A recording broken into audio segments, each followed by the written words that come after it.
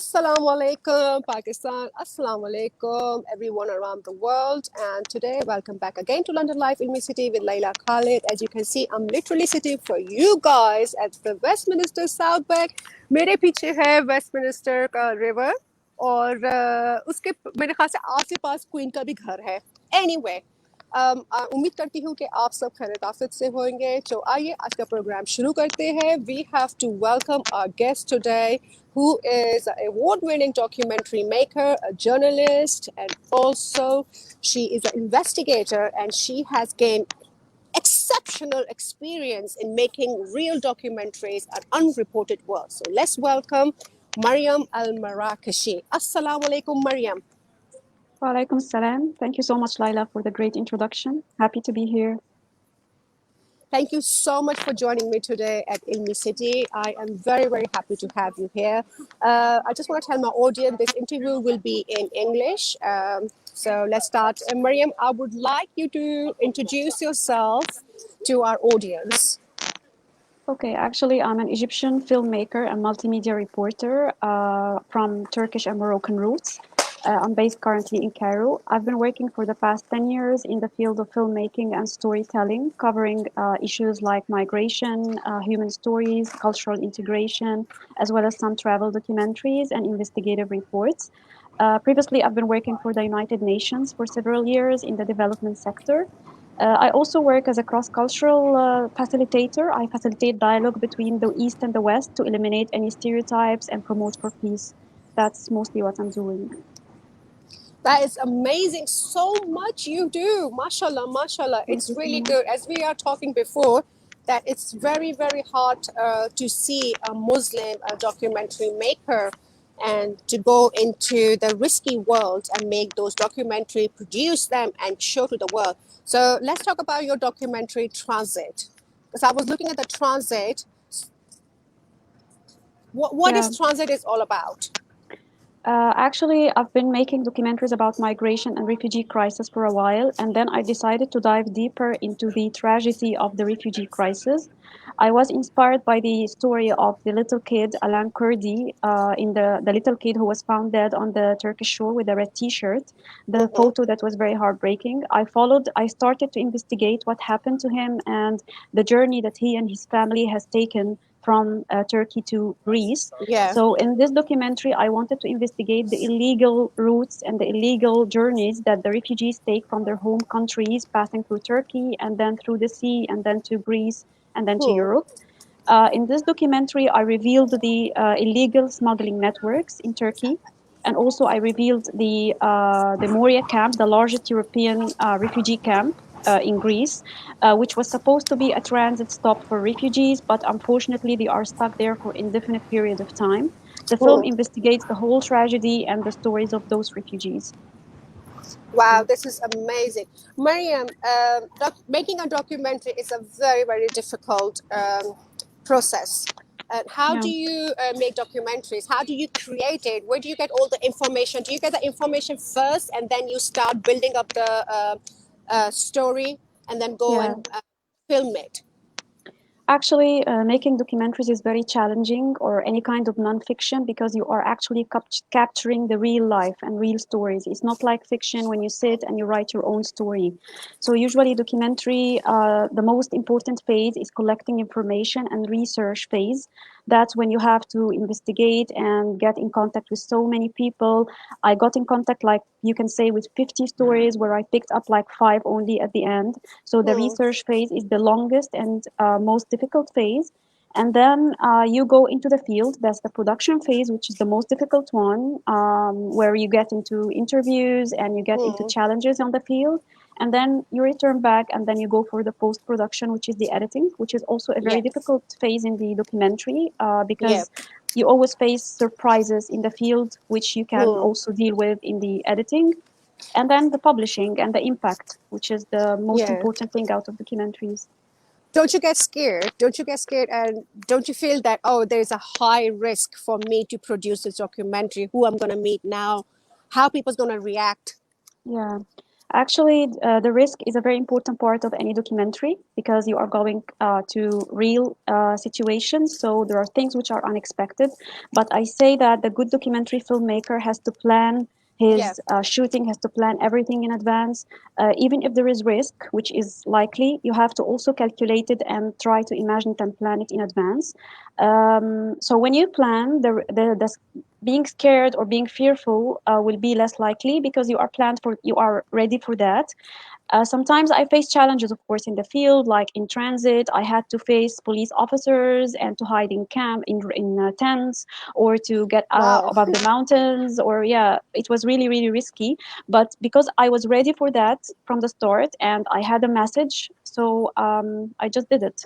Yeah. Yeah, it's like, you have to prepare yourself, you have to, sorry, prepare your mind for this before you take a step, because so many people wants to make documentary. I'm sure we have so much talent in Pakistan, and there are so many upcoming journalists, and of course they want to make documentaries, short documentaries, and probably on a big level documentaries. How would you tell them, what advice would you give them to make a documentary, to go into this industry? What is the fundamental factor for that? Okay, the fundamental factor is the first thing is to be a good researcher. You have to have patience and to spend lots of time on your research to research different angles, different characters, different points, and also to be prepared for risk, to be prepared for surprises, and to be authentic and have integrity because now we have a kind of media crisis where everyone or most many Hmm. journalists like copying and pasting or just using archive footage. It's very important to go to the Yeah. field and get authentic stories to meet the people. And also, there is an important thing: do not treat the people like subjects. These are people; they have feelings. You have to respect them. You have to deal with them as persons. So when you build trust with your characters, you will be able to get your story right. This is a Yeah. very good point. You just mentioned that do not treat a people as a subject. You have to treat them as what they are, because they have feelings, they have that fear, and you actually trying to dig the emotionals as well, which comes Yeah. out in the writing story, and then it goes on the screen as well. Yeah. Mariam, there are different kind of elements making a documentary. Some people makes documentaries about animal world, or some kind of people with different culture and this. What is your main theme about your documentary? Okay, my main theme is human stories. I'm very, very interested in people and their stories. I believe that every person has a story to tell and has a struggle to tell. And so I prefer the human ones, the human stories. But also, I'm interested in cultural heritage. I'm very interested in anything that brings peace and cultural understanding and Yeah. cultural integration. So you can say that my theme is humanitarian topics and also cultures. You have made some documentaries, and which one is your favorite? I mean, come on, everyone's got their favorite film, director, producer. They pick up one favorite film. which Yeah. one, which one really really inspire you, that you really enjoy making it, and production was extremely good as well? Which one is your favorite? To be honest, I would say Transit is my favorite because it's very, very deep. It's very, very sophisticated, and it involved lots of feelings, lots of emotions on all levels.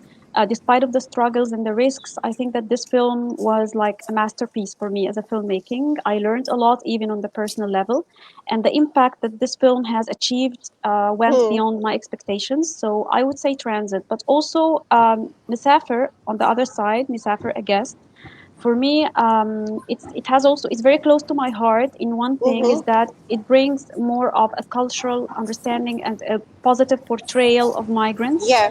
So I also it has a certain special place in my heart as well. Amazing. Yeah. Mashallah, mashallah. As we were talking before, and I like audience to actually come into this conversation as well. You can write your questions here. Me and Mariam, sister, were talking about Muslim women and journalism. How Yeah. difficult was it for you as a Muslim, powerful woman into journalism, making documentaries, investigating? Mm. The first difficulty is being a woman. Let's Hmm. be true here that being a woman in this male dominated industry is really tough.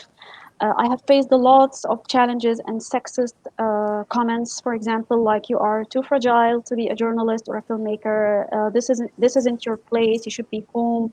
This kind of sexism.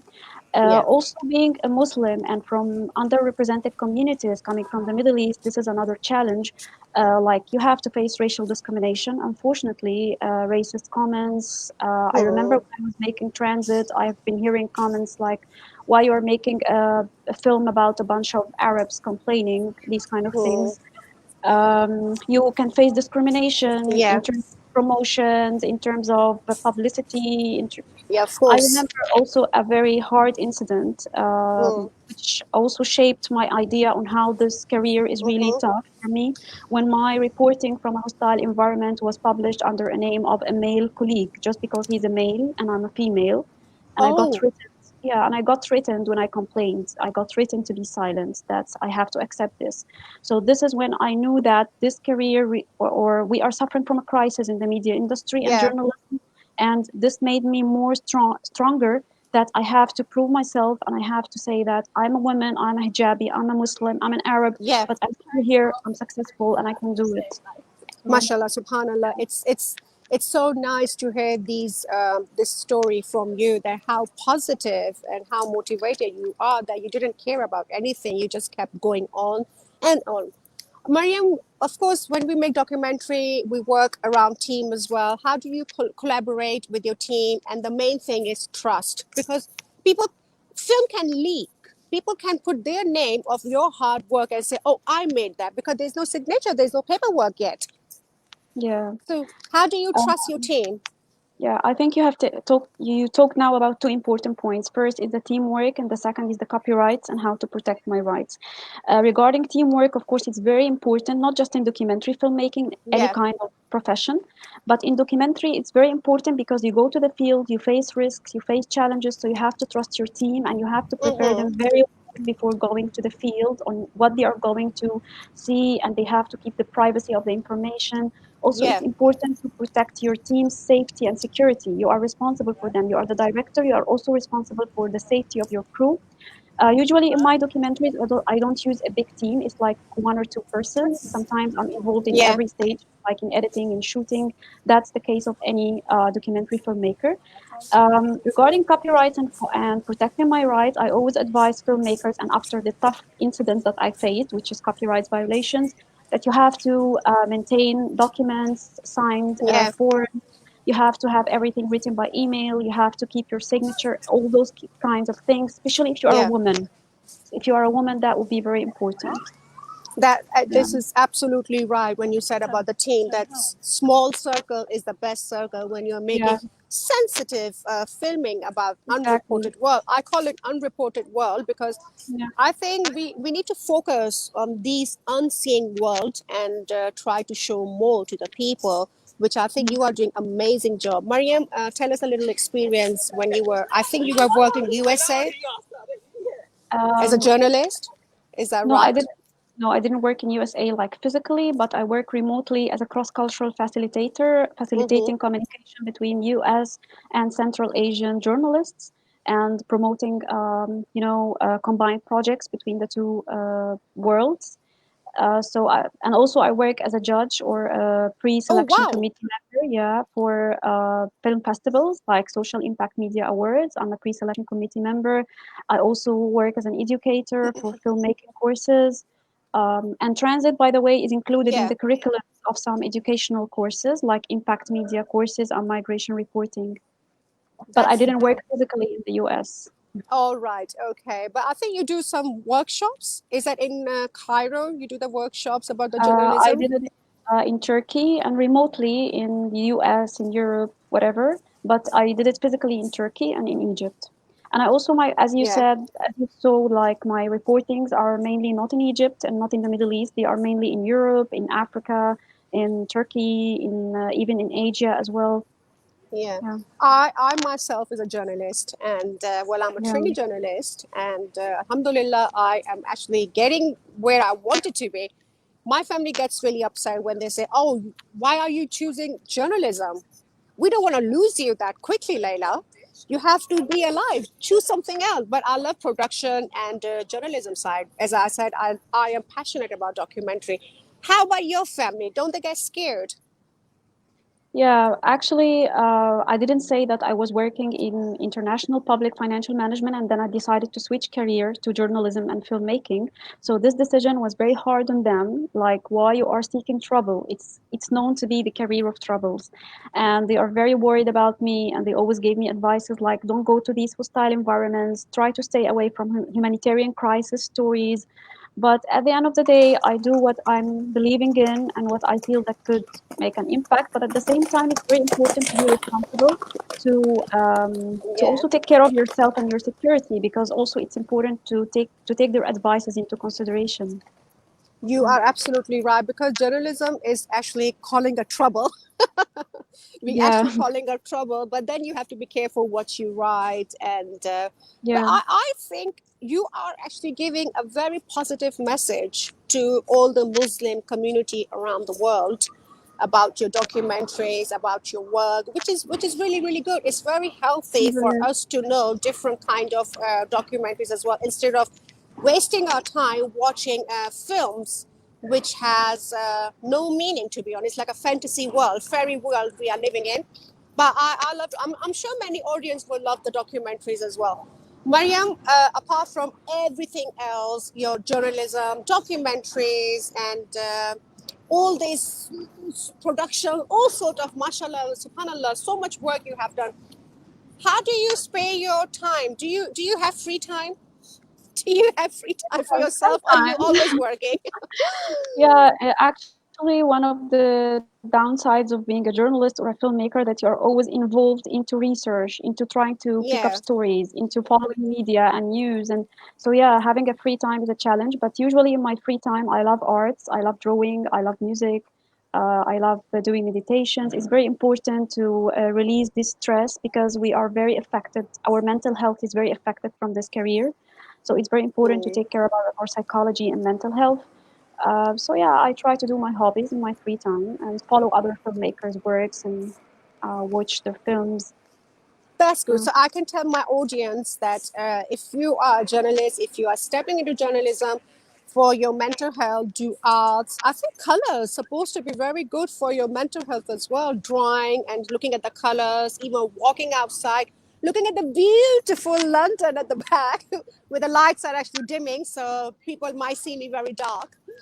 yeah. Mariam, do you travel a lot?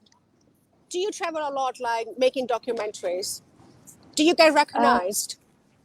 yeah, actually, I travel for my work, for my documentaries, because as you see, my documentaries, I'm not restricted to a certain region. I try to focus on every single part of the world because I believe in Hmm.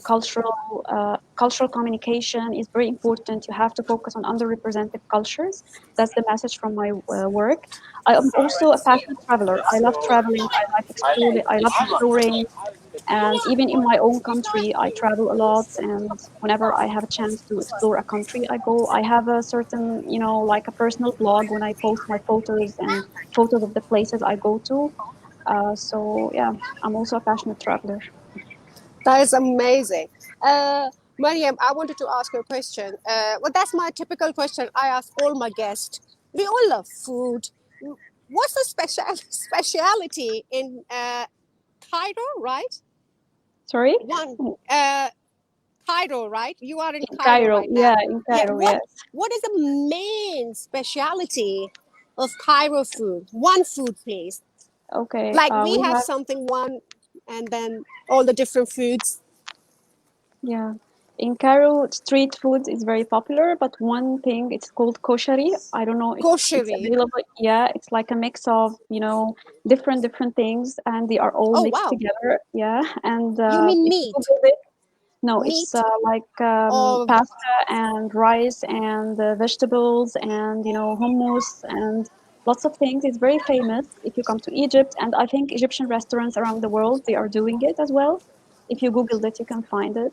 But oh I'm not a wow. very big fan, despite I'm an Egyptian, but I'm not a very big Yeah, fan.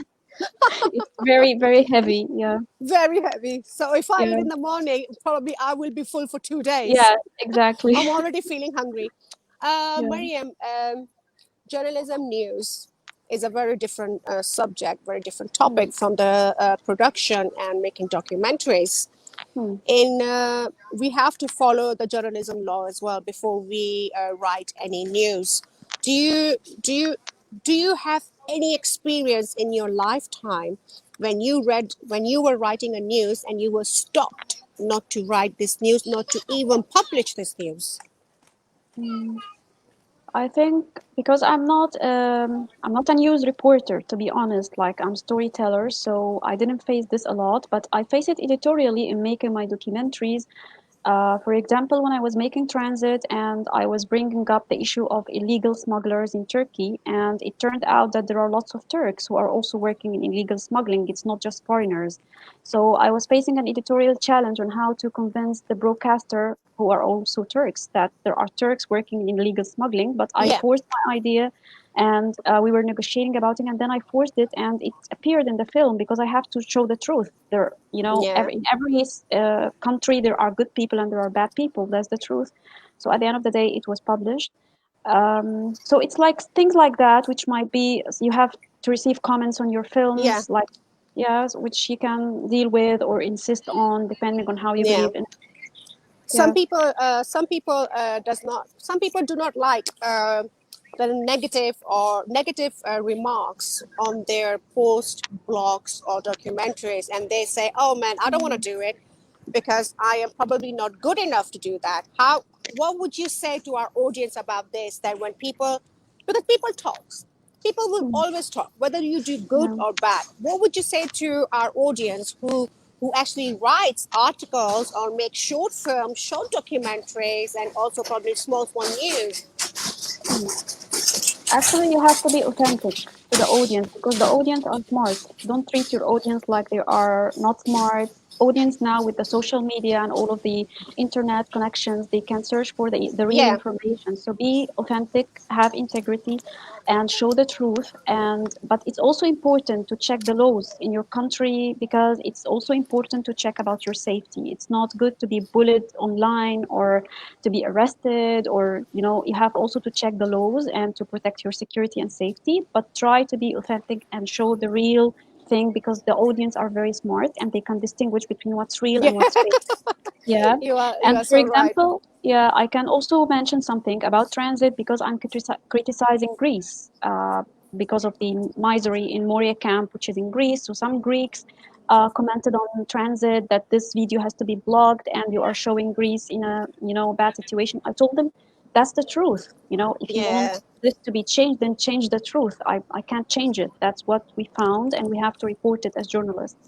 So sometimes you have to do it regardless of the opinions. As you said, people will comment anyway. If you just follow Hmm. people's comments or your life and please people, you won't achieve anything. Yeah. Mm. I was told, I don't want to mention the channel name, which I'm actually going to work. I'm working like once a day, and it's a English broadcast famous channel in UK, not Islam channel. And one of the production team said to me, Laila, what is the biggest mistake a Pakistani journalist do? And I came home and I'm like, what they do? So I started doing research. I went through my social media, Facebook, Instagram, and also articles. And the biggest mistake they do that they make Pakistan really scary in front of the Mm. whole world. And to be really Yeah. honest, people are so scared to step into Pakistan. And Pakistan, mashallah, is a beautiful country. We have very talented people. We have the hospitality is 10 out of 10, and it's beautiful. People are so nice. They will meet you very friendly as well.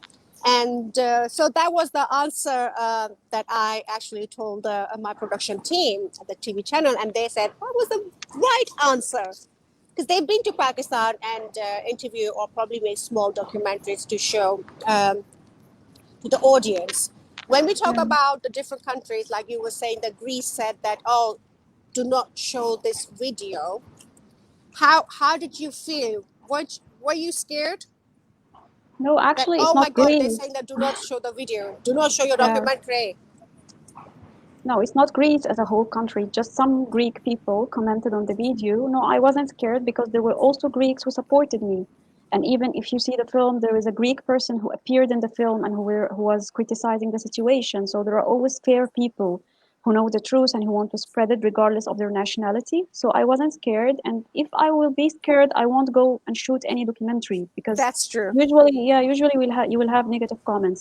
Regarding your subject, when you said that people are always promoting for negative information on the media, like distorting the picture of a country, also that's not right. You Yeah. have to balance. You have to show the negatives and also the positives. So also that's not a right thing to do. You are right, and this is when we want to show the world the positive and negative views about the countries all around the world, not only Pakistan, Cairo, or Arabs or Pakistani. We all This is where the journalism comes. Without us, Yes. they will not know anything what's going on in the world. They would just believe the TV because I think the world controls the journalism and no, the politician controls the media and media control the world. Are you agreed with me, Mariam? The high Unfortunately, class yeah. politicians control us and we control the world. Whatever we write, people will believe it, whether it's wrong or right. Are you agreed with me? Unfortunately, I agree to a great extent with this, and this puts a great responsibility on us because whatever word you will write or show on video, people are going to believe it or be affected by it. So you have a great responsibility and you have to put yourself Yeah. in charge. So it's a positive thing and a negative thing at the same time. Yeah. Mariam, with all the thing you do, journalism and production, directing, producing documentaries, all these real world documentaries, when you look back, when you started, how do you feel when you started first time, when you stepped your first step on the ladder? Yeah. When you look back, Actually, how do you feel? I feel that I've never imagined to achieve this, to be honest. When I started this, it was my hobby and I was just testing the water. Like I Yeah, started to make small films, but when my first film got an award from Germany, I decided to follow my passion full time and enter into this field. And I didn't imagine that I would achieve this great impact and this great, social change, like what the films did in the perceptions of the people. So I feel like, Alhamdulillah, it's God's blessing, and it's yeah. also a responsibility that whenever you are achieving an impact, you have also to look to what's coming next, and you have to be very careful about what you are presenting to the people. Exactly. How long it takes you to make a documentary? Usually, minimum from 4 to 6 months, and it could Hmm. take longer than that. It depends on the documentary. But for example, for Transit, it took 6 months. Usually, the longer the better, to be honest, to take more time in your research and your editing. In Transit, I was very stressed and burnt out in editing and shooting. Yeah. Of course, I had a deadline, but I feel that whenever you give yourself a longer time, you will have better opportunity for research and editing as well.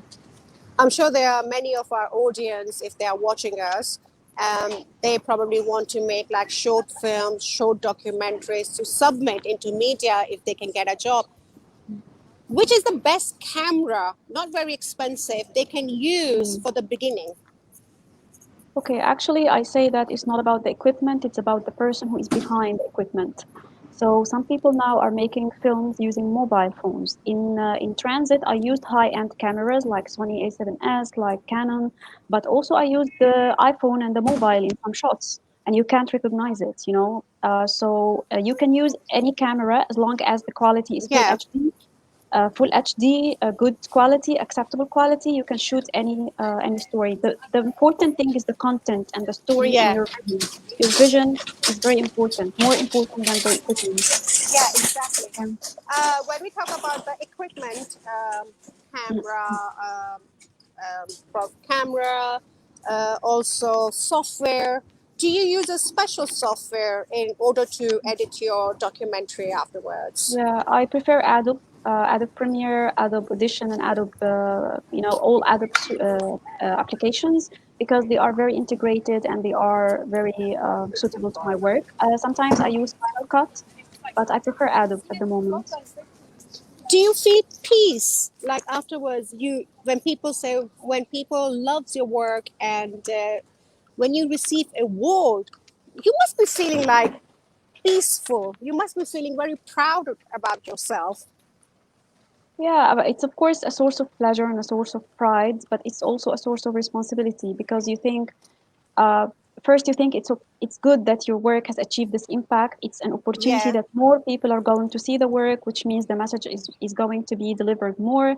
But also it's a responsibility that you have to always maintain this level and always to do things on the same quality and to maintain the impact. So it's a source of pride and a source of responsibility as well.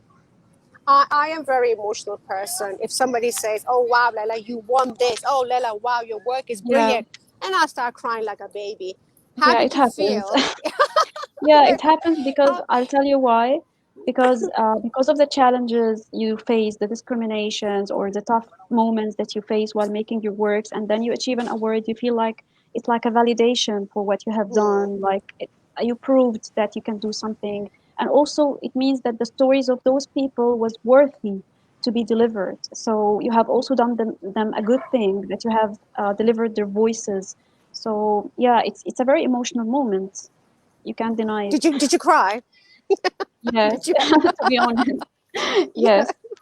I think Yeah, that's just a you human shouldn't be ashamed nature. of this. Yeah, exactly. You shouldn't be ashamed of this. It's a tears of success. Yeah. Yeah. Yeah, that's what I do. I'm like, oh, but then what I do, I actually put it on the social media. Oh my God, I'm crying, and this is what happens. Not all one knows what I'm doing.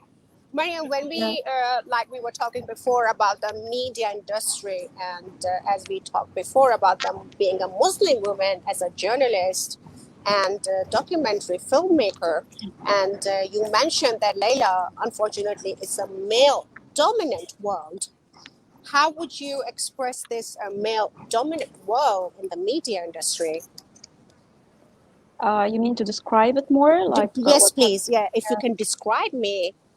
yeah, male-dominated world, which means that males have more opportunities in this industry, like for Mm, whenever there is a comparison between you and a male for to apply for a position or for yeah. pitching or being on camera, mostly the male will be selected. And also, as I told you, the case when my reporting was published unethically under a male colleague's name, just because I'm a female and I can't stand out for my Mm. rights. That's what they thought. Also, your usually the senior positions or your managers, usually you can find it males, but I think that is changing now. Like Mm. things are changing, people are speaking up, and also there is another issue, which is the harassment. This is very Oh important. yes, Even this yeah, this is like an ongoing exactly issue in the in the whether it's a media. media industry or anywhere, but this is an ongoing issue about the harassment. Yeah, but in the media, it's more prominent because as I told you, it's male dominated. So when a woman wants a chance or an opportunity, some males can make use of this. And also, you can find the Me Too movement, which was about the harassment in the media. Yeah, And so it's another male dominated thing as well. but So when yeah, we talk, Maya, sorry, I have to cut you here. When we talk about male dominant, but they are women as well. They yeah, actually harass each other. Like I had a yeah, complaint exactly. today to Ilmi City. I was talking to my team member Aisha, and I said to her, I don't want to mention that person name, and she's a lady. And every time when I do show, she or he has a very diplomatic, very sarcastic comments. So it's like, Yeah, female is degrading the other female instead of yeah. telling her that, oh, wow, you're doing very well. We have to encourage each other that, yes, we are doing very well because women always looked below than men, whether you are Muslim, non Muslim, wherever in the world. That's another issue, actually. I call it, this is the emotional harassment or mobbing or bullying. Hmm. That's existent in the field, in this career a lot, actually. And it's available in many workplaces, unfortunately, but people are starting to speak up, as your colleague told you, and people are making, hashtags on Twitter. So the good thing about this, that there is a positive, movement, that people are starting to speak up, as I'm speaking up now. So at least there's a hope that this will change. Yeah, Exactly. And this awareness has came through news, journalism, through journalists, through journalism, through us. So they have to actually appreciate us. Otherwise, if they say journalism is dying, yeah, journalism is not dying. Otherwise, there will be no awareness around this world, what we have to pick up and what we have to drop it. So when we talk about bullying and harassment, can you please tell my beautiful audience in Pakistan and around the world who are watching us on Ilmi City how to behave during this time when someone is bullying you and harassing you? Because mm, people give up. People just give yeah, up their career, their yeah, future plan because, oh, this person is bullying me, and they feel very down, isolated from their career, from their field. So I want yeah. you to give me a beautiful message to our audience about this. Yeah, to be honest, there is a stigma about talking about harassment or bullying or mobbing. You will be labeled as a troublemaker. You will be labeled as you are the source of the problem, and people are afraid to lose their careers or to lose their next job opportunities. So that's the most important problem, that people don't speak up. So they allow that bully to Yeah, continue. So the first thing is to speak up, don't be silent, and to acknowledge what's happening, to frame it right, that this is bullying, this is unacceptable. I should put a limit, to set your exactly. boundaries, and to try to speak up to your managers, your HR, whatever, people in charge. If this doesn't get a solution, you have to think of other solutions, but don't just be silent, afraid of the stigma or being labeled. The most important advice is don't make this affect your mental health, because we Hmm. keep these things inside. And I've been through this actually lots of the Yeah, time, and it affected my mental health, my psychological well-being. I've been suffering from depression, suffering from emotional harm.